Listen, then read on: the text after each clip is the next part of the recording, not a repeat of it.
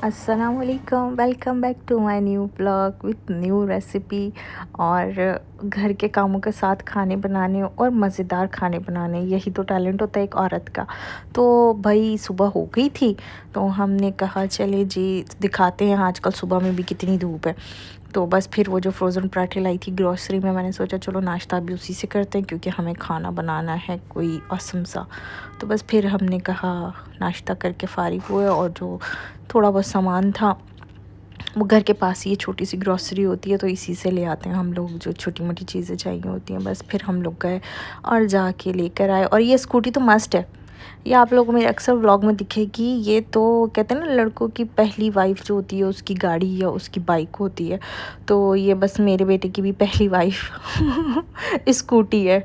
तो उसको बहुत प्यार है अपनी इस स्कूटी से, वो कहीं भी नहीं जाने मांगता। इवन कि हम लोग कहीं भी जाएं, चाहे वो हॉस्पिटल या कोई ऐसी जगह हो जहाँ स्कूटी अलाउ नहीं है, कोई मॉल्स हो गए, तो ज़ाहिर सी बातें अंदर सेफ्टी होती है, उनकी चीज़ें डिस्प्ले पे होती हैं, तो वो गिर जाएंगी टूटेंगी डेफिनेटली।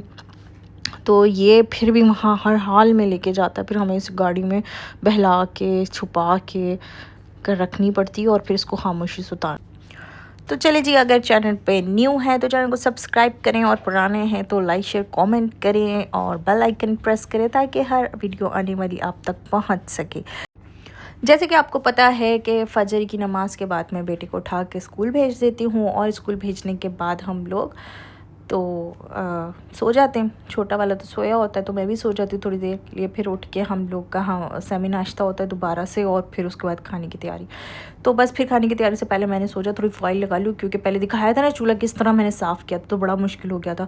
तो बस फिर मैंने जल्दी से पहले फॉइल लगाया, चूल्हे को साफ़ किया, और फिर दोबारा फॉइल लगा के फिर खाने की तैयारी की। तो खाने में बन रहा था बड़े मज़ेदार सा मेन्यू।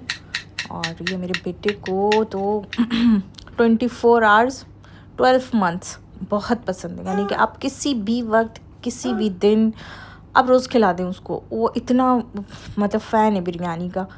तो बस फिर, और बिरयानी भी ऐसी हो झटपट से, वो जैसे ही कहता है मैं बना भी देती हूँ उसको। तो अगर आप लोग ये बनाने लग जाएंगे ना इस तरह की बिरयानी, तो आप लोगों के लिए भी बिरयानी बनाना भी आसान होगी और जायका भी बहुत अच्छा होगा।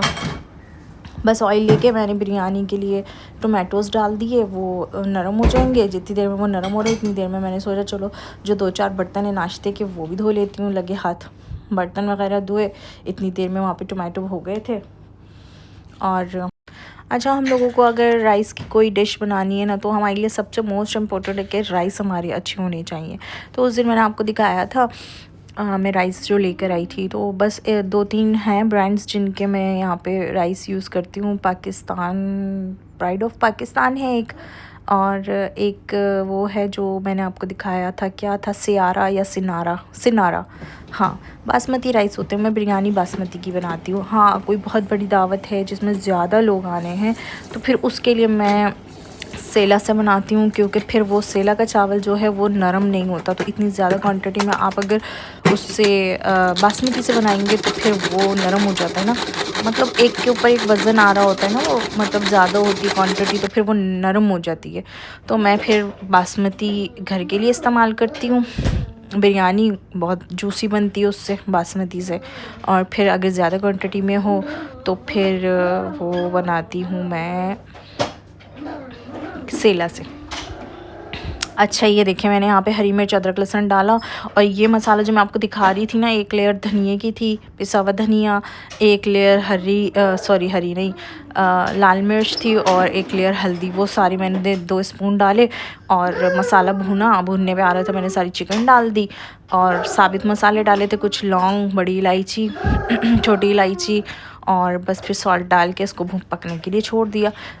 अच्छा, इसको चिकन डालने के बाद ना 5 मिनट बाद ही मैंने आलू भी डाले। ये देखें, ये वाला सिनारे की बात करी थी, ये बासमती, और एक प्राइड ऑफ पाकिस्तान है, और एक और है ब्लू होता है कलर, वो याद नहीं है मुझे नाम, लेकिन वो भी अच्छा है। लेकिन सबसे अच्छा जो है वो प्राइड ऑफ पाकिस्तान है, फिर उसके बाद सिनारा।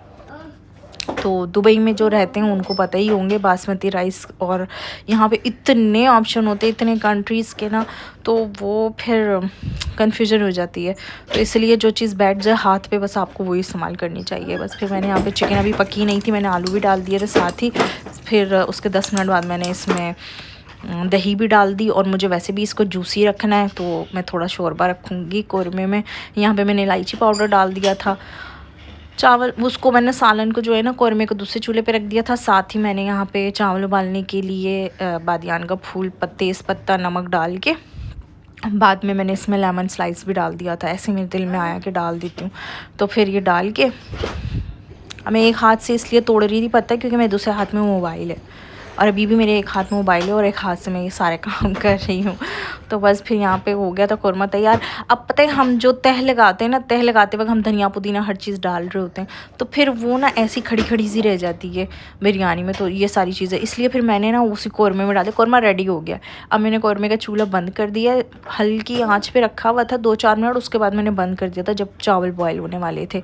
इस पॉइंट पर मैंने बंद कर दिया था उसको, इसलिए मैंने वो सारा हरा मसाला जो जो डालना था वो सब डाल के उसको रख दिया साइड पे। ये चावल मैं चेक करी थी लेकिन अभी बाकी है कसर। फिर मैंने 5 मिनट छोड़ा और यहाँ पे इतने हो गए थे राइस, ये दिखे, हाँ हो गए। जब ये 2 टुकड़ों में टूटने लगे ना राइस, तो फिर इसका मतलब कि ये सही है, क्योंकि इतना कच्चा हमें रखना है चावल, तभी इसका जो हमारे कौरमे का शोरबा है ना वो ड्राई हो जाएगा उसमें, और उसमें चावल भी पक जाएगा।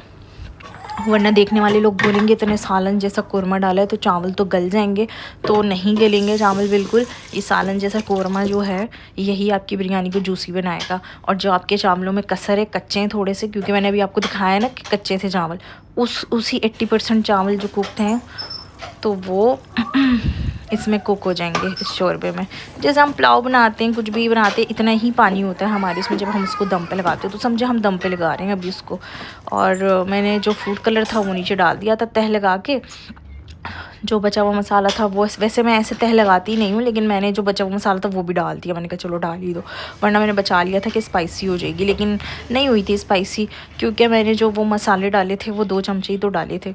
और बस फिर वो ग्रीन चिलीज़ डाली थी थोड़ी सी, वो भी इतनी तेज़ नहीं थी। बस ये सारी तह लगा के ऊपर से ऑयल डाला। अगर आपको ऊपर से वो गार्निशिंग करना पसंद है तो आप इसके ऊपर डाल दें, जो भी हरा मसाला है वो सब डालें, और फ्राइड अनियंस भी डाल सकते हैं।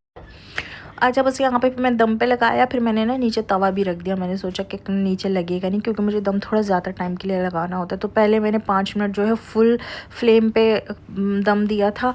जब वो फुल फ्लेम पे पकेगा तो नीचे का जो पानी है वो ड्राइड अप हो जाएगा, ठीक है। तो वो फिर ऊपर से जो है, फिर मैंने 5 मिनट बाद उसकी आंच हल्की कर दी थी, फ्लेम स्लो कर दिया था, और फिर 10 मिनट और दम पे छोड़ा उसको, 10-12 मिनट।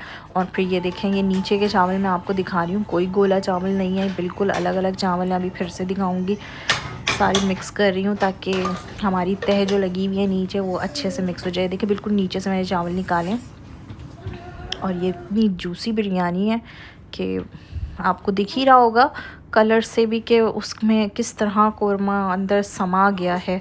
आलू ही देख लें आप कितना जूसी लग रहा है। तो बस फिर ये मज़ेदार सी बिरयानी तैयार हो गई थी। मैं चावल के दाने भी दिखाऊंगी आपको, ये देखें किस तरह अलग अलग भी हैं और कितने जूसी भी हैं। बिल्कुल देख के बिरयानी बनती है और इतनी आसान बनती है। तो बस फिर रायता बना लिया था मैंने कच्चू मसाले डाल के अंदर उसी में। बस भी रात का डिनर था, करके नीचे उतरे, वॉक की। बच्चों ने थोड़ा सा खेला, बच्चों ने नहीं, ये सिर्फ छोटा वाला ही मेरे साथ गया था। मैंने वॉक की, इसने खेला, मैंने चांद देखा थोड़ा, फिर घर आई, वो बड़े वाले को सुलाया स्कूल के लिए, और फिर थोड़ी सी एडिटिंग की, और फिर गुड नाइट। फिर मैं भी सो गई। फिर फजर में उठना होता है, नमाज, फिर स्कूल की तैयारी करनी होती है। वीडियो पसंद आई है तो लाइक कमेंट शेयर करें। फिर आती हूँ नेक्स्ट व्लॉग में, तब तक के लिए अल्लाह हाफिज़।